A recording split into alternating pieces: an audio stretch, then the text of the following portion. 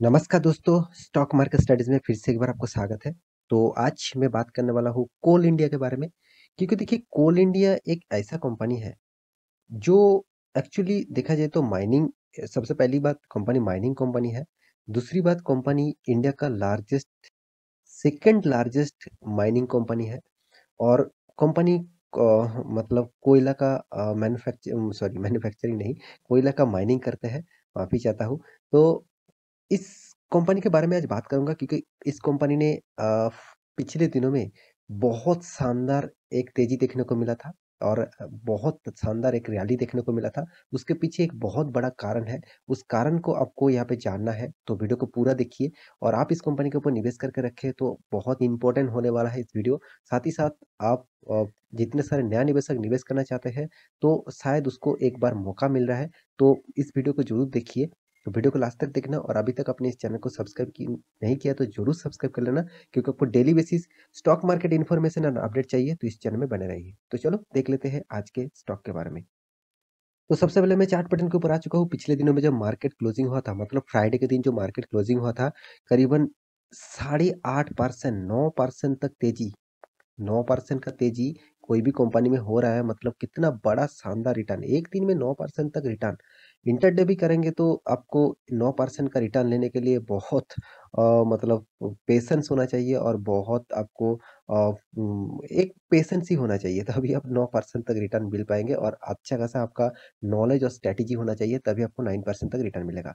हाँ, मैं ये नहीं कहूँगा 9% तक रिटर्न नहीं मिलता, मिल सकता है, मगर इन आप लॉन्ग टर्म निवेशक होने के बाद आप देखेंगे 9% तक तेजी एक दिन में, मतलब कितना बड़ी बात होते हैं। तो कंपनी का नाम कौन सा है? कोल इंडिया, आप सभी जानते हैं। कोल माइनिंग कंपनी है और इंडिया का सेकंड लार्जेस्ट माइनिंग कंपनी है, क्योंकि नंबर वन है वेदांता, आप सभी जानते हैं, विडल। तो इस कंपनी में पिछले 5 दिनों में चार्ट पैटर्न ओपन कर दो तो 5 दिन का जो यहाँ पे जो नज़रिया था, वो थोड़ा-सा पिछले दिनों में गिरावट देखने को मिला था, क्योंकि देखिए पिछले दिनों में ऑल ओवर सिर्फ इस स्टॉक नहीं, सारे के सारे इंडाइसेस के ऊपर प्रेशर था, तो सारे के सारे इंडाइसेस में गिरावट देखने को मिला था।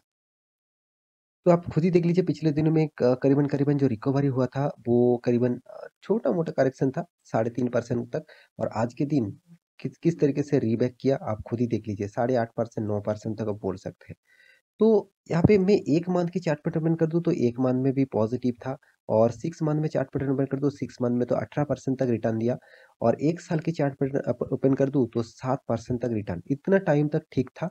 अभी 5 साल के चक्कर में देख लीजिए 50% तक आपका लॉसेस चल रहा है। मतलब टॉप लेवल में आप बाय करके रखे थे, तो 50% आपका फंड लॉसेस में दे रहा है और मैक्सिमम चार्ट पैटर्न ओपन कर दूँ तो 53% तक लॉसेस। तो देखिए तो अभी इस कंपनी के ऊपर क्या निवेश करना चाहिए? उसके लिए मैं एक चीज़ अब यहाँ पे आपको दिखाने वाला हूँ, जो आज का जो सबसे बड़ी गुड न्यूज़ है। तो आज के दिन इसके भागने का जो मेन कारण है, वो तो आपको दिखाऊँगा। उससे पहले एनएससी की वेबसाइट में चला जाता हूँ। देखिए पिछले दिनों में जब एनएससी क्लोजिंग हुआ था, ऑब्वियसली निफ्टी सेंसेक्स में करीबन ढाई 3% तक तेज़ी देखने को मिला। जो अच्छा खासा गिरावट के बाद फिर से रीबैक करना। देखिए मैं हमेशा एक चीज़ आपको बोल के आया हूँ कि मार्केट में गिरावट हो रहा है, तो कोई पैनिक होने का ज़रूरत नहीं, क्योंकि इस तरीके सिचुएशन बहुत बार आ चुके हैं, बहुत बार हो चुके हैं। तो मेरे हिसाब से इस तरीके से सिचुएशन चलता रहेंगे, तो इसके लिए आपको पैनिक होने का ज़रूरत नहीं। अ, फिर भी मैं ज़रूर कहूँगा, आप लॉन्ग टर्म निवेशक हैं, तो आप लॉन्ग टर्म के लिए सोचिए। हाँ, यहाँ पे आप खुद ही देख लीजिए पिछले दिनों में एनएससी 47 जो टॉप गेनर थे, मतलब जो एडवांस थे, उनमें से टॉप 5 जो कंपनीज़ होते हैं, उनके नाम देख लीजिए। कोल इंडिया नंबर 1 पोज़ीशन में था, नंबर 1। कोल इंडिया नंबर 1 पोज़ीशन में था। इसका कारण और रीज़न तो मैं आपको अभी दिखाऊँगा। तो कंपनी टॉप रैंकिंग में होने के पीछे जो कारण है, वो कारण यहाँ पे मैं अभी आपको दिखा देता हूँ। तो यहाँ पे देखिए मैं न्यूज़ चैनल के ऊपर आ चुका हूँ। न्यूज़ चैनल कौन-सा है? आप खुद ही देख लीजिए, businesstoday.in। तो इस चैनल के ऊपर, इस साइट के ऊपर मैं आ चुका हूँ। तो कोल इंडिया स्टॉक्स रेज़ 4%, 4% तो यहाँ पे बता रहा है, क्योंकि जब न्यूज़ को पब्लिश किया गया था, जब इसका रैली स्टार्ट हुआ था, इस रैली के पीछे जो कारण था, उस कारण जब डिस्कस किया था तब 4% ऑलमोस्ट जाम हो चुके थे और मार्केट क्लोजिंग होने के टाइम में करीबन 8.5% से तेज़ी देखने को मिला है। तो यहाँ पे देख सकते हैं क्या बताया जा रहा है, on plan to offer closed mines to private sector. तो इसका मतलब क्या है, मैं डिटेल्स में आपको समझाता हूँ। तो चलो नीचे आ जाता है, आप देख सकते हैं shares of state owned coal rise 4%, चलो 4% को छोड़ ही दीजिए, 8% भागा है। तो अर्ली ट्रेड मतलब मॉर्निंग में मार्केट खुलने के बाद ही 4% तक भाग चुके थे। आफ्टर द कोल मिनिस्ट्री, मतलब कोल मिनिस्ट्री कौन है? Government of India. तो माइनिंग का जो गवर्नमेंट है, उसी ने यहाँ पे स्टेटमेंट दिया। उन्होंने बताया कि said it was considering offering more than 100 closed. एक बार सोच लीजिए, 100 क्लोज्ड माइनिंग कंपनी, मतलब जितने सारे कोयला का, जितने सारे माइनिंग सेक्टर थे, प्राइवेट जितने सारे सेक्टर थे, वो कितना था? 100, 100 माइनिंग प्लेसेस, और वो भी प्राइवेट। तो क्या करने वाला है गवर्नमेंट? उस माइनिंग का जो 100 जो प्लेसेस थे, जो क्लोज हुए पड़े रहे थे, उसको ओपन करने वाला है। क्योंकि देखिए, क्लोज होने का बहुत सारा रीजन था, बहुत सारे कारण था। वो कारण के चक्कर में वो बंद किया दे, मतलब गवर्नमेंट रिस्ट्रिक्शन लगा दिए थे कि वो माइनिंग वहां से नहीं कर पाएंगे। तो यहाँ पे 100 जो क्लोज्ड प्राइवेट जो माइनिंग का जो सेक्टर था, माइनिंग का जो मतलब प्लेसेस था, उस प्लेसेस को गवर्नमेंट क्या करने वाला है? ओपन करने वाला है, ओपन। तो एक बात आप सोच लीजिए, जो कोयला के जो जो प्रॉब्लम्स क्रिएट हो गया था, जो कोयला का जो घाटती देखा गया था, तो उसको फुलफिल अभी फ्यूचर में जबरदस्त होने वाला है। क्योंकि देखिए, अगर 100 क्लोज माइनिंग कंपनी ओपन हो जाते हैं, मतलब 100 प्लेसेस ओपन हो जाता है, और वो भी देखिए कौन सा, यहाँ पे देखिए, discounted mines to the private sector on the revenue sharing basis due to course of time. मतलब क्या करने वाला है? उसको ओपन करने वाला है, मगर गवर्नमेंट उसको डिस्काउंट देंगे, और डिस्काउंट देकर प्राइवेट सेक्टर में काम काम करने के लिए, मतलब उस माइनिंग सेक्टर से माइनिंग जो होगा वो गवर्नमेंट ही हैंडल करेंगे, और एक एक डिस्काउंट देंगे, और उस डिस्काउंट के हिसाब से माइनिंग होगा। तो गवर्नमेंट चाहते हैं जो 100 क्लोज होकर पड़े रहे हैं, उस क्लोज होने 100 जो माइनिंग प्लेसेस है, उसको ओपन किया जाए। तो यही बात मार्केट में आया, और मार्केट तो रॉकेट की तरफ भागा। देखिए, ऑब्वियसली रॉकेट की तरफ भागेगा ही। आप एक बात सोच लीजिए, अगर मान के चलिए आपका पहले से, गवर्नमेंट के पास पहले से 100 माइनिंग प्लेसेस था, और गवर्नमेंट अभी मान के चलिए 10 प्लेसेस लेके काम कर रहा है, मतलब 10 प्लेसेस में माइनिंग कर रहा है।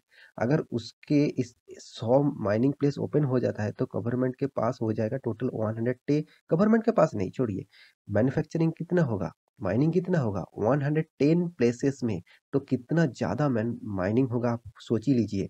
तो कोयला का जो घाटती था, वो टोटली फुलफिल होने वाला है इस डिसीजन तो गवर्नमेंट ने एक अच्छा खासा डिसीजन लिया। मेरे हिसाब से डिसीजन जबरदस्त है, और मार्केट भी इसको रिएक्ट ऑब्वियसली पॉजिटिव में दिया। तो इसलिए देख लीजिए कितना शानदार यहाँ पे तेजी देखने को मिला। तो देखिए, मैं जरूर कहूंगा ये जो न्यूज है बहुत पॉजिटिव है। तो अगर इस न्यूज ओरिजिनली फाइनलाइज हो जाता है, देखिए अभी तक फाइनलाइज नहीं हुआ, रिपोर्ट के माध्यम से इस सारे बातचीत चल रहा है। अगर फाइनलाइज हो जाता है, जितने सारे प्राइवेट कंपनी है उसके साथ अगर डील हो जाता है, फाइनलाइज डील हो जाता है, तो एक अच्छा खासा तेजी देखने को मिल सकता है कोल इंडिया में। क्योंकि देखिए, मार्केट में दूसरा कोई कंपनी नहीं, हाँ वेदांता है, वेदांता तो खूब काम कर रहे हैं। तो कोल इंडिया सेकंड लार्जेस्ट को मतलब कोल माइनिंग कंपनी है। तो इनके ऊपर फोकस सारे के सारे इन मतलब इंस्टीट्यूशन के ऊपर पड़ेगा ही पड़ेगा। साथ ही साथ रिटेल पब्लिक तो यहाँ पे निवेश करना ही चाहते हैं। क्योंकि गवर्नमेंट कंपनी में आपको में निवेश करने के लिए हमेशा बताता है कि गवर्नमेंट कंपनी में निवेश करिए, मगर ज़्यादा निवेश मत करिए। क्योंकि देखिए, आप खुद ही इसका चार्ट पैटर्न देख चुके हैं, 50% से भी ज़्यादा यहाँ पे डाउनफॉल इस कंपनी में देखने को मिला।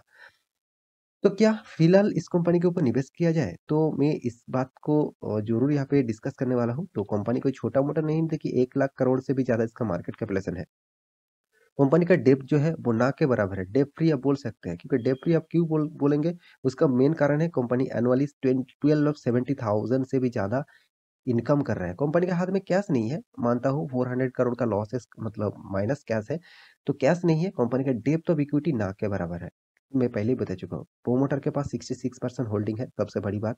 इंडस्ट्रीज पी रेशियो देखिए 57, मगर इस कंपनी का पी रेशियो 6.58 है। मतलब इसका पी रेशियो भी बहुत रीजनेबल प्राइस और एक डिस्काउंट प्राइस में आपको देखने को मिला। वैल्यू, बुक वैल्यू जो है वो 65 है, और कंपनी अभी ट्रेड कर रहा है 164।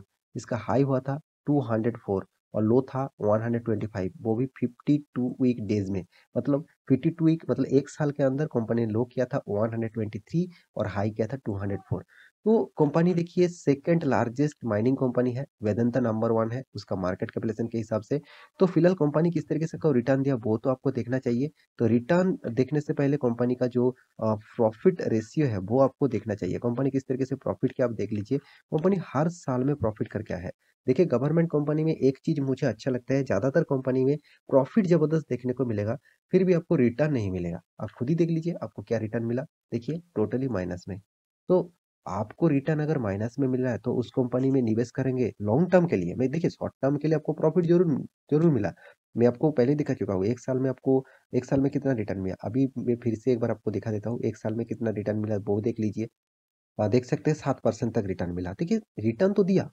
हाँ, लोग शॉर्ट टर्म के लिए स्विंग ट्रेडिंग के लिए ठीक-ठाक है, ये कंपनी ठीक-ठाक है मगर लॉन्ग टर्म निवेश के लिए मुझे लगता है इस कंपनी से आप निवेश करना चाहते हैं तो निवेश कर सकते हैं मगर ज़्यादा माल मत उठाइए क्योंकि देखिए एफआईएस ने उतना माल नहीं उठाया। हाँ, डीआईएस ने ज़बरदस्त माल खरीदारी करके रखा 21% मगर डीआईएस क्या करते हैं, वो शॉर्ट टर्म पीरियड के लिए काम करते हैं। वो आप खुद ही देख चुके हैं जब को इस यहाँ पे जो यूक्रेन और रसिया का जो बीच में जो फाइटिंग स्टार्ट होने वाले थे, तब कितना ज़्यादा माल बेचा गया था और इतना ज़्यादा सेलिंग हुआ था कि सेलिंग होने का जो कारण है इंस्टीट्यूशन, जो इंस्टीट्यूशन कौन है? एफआईएस और डीआईएस है। वो माल बेचकर सेफ ज़ोन में रहना चाहते थे, तो इसलिए माल बेचना स्टार्ट कर दिया। तो ये तो माल बेचेंगे ही तो मगर आप तो इन्वेस्टर हैं, आप लॉन्ग टर्म इन्वेस्टर हैं। आप एक बार माल खरीद के रखे हैं तो उसको नहीं बेचेंगे। तो आप एवरेज कर सकते हैं। तो मैं यही कहूँगा आप इस टाइप कंपनी के ऊपर निवेश करना चाहते हैं तो निवेश कर सकते हैं मगर ज़्यादा निवेश मत करिए क्योंकि कंपनी ने आपको डिविडेंड ज़बरदस्त देते रहते हैं। देखिए साल भर में 3-4 बार आपको डिविडेंड देते गए, साथ ही साथ बायबैक भी कंपनी देते रहते हैं। मगर इसका मतलब ये नहीं आपको जिस कंपनी में रिटर्न नहीं मिल रहा है, उस कंपनी में आप लॉन्ग टर्म के लिए बने रहिएगा। तो मेरे हिसाब से कंपनी का न्यूज़ अच्छा है, कंपनी का परफॉर्मेंस अच्छा है, मगर इन्वेस्टमेंट करना ही चाहते हैं तो छोटा-मोटा निवेश करिए, ज़्यादा निवेश मत करिए। तो आशा करता हूँ सारी जानकारी आपको मिल चुका है। मेरे वीडियो अच्छा लगे तो लाइक करना, दोस्तों के साथ शेयर करना और इस चैनल को सब्सक्राइब भी करना। मिलते हैं नेक्स्ट टॉपिक लेके, तब तक के लिए अच्छे से रहिए, अपना ख्याल रखिए। Bye bye.